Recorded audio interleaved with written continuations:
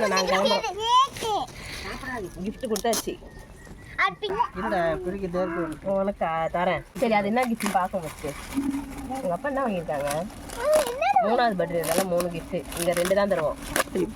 நாங்க வச்சிருக்கோம் gift பறக்குது உட்காரு கீழே உட்காரு பபிள்ஸ் இல்ல வந்துருவா பபிள்ஸ் காசு ஏங்க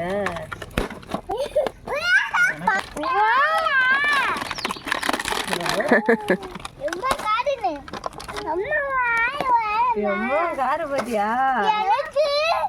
எத்தனை இருக்கு என்ன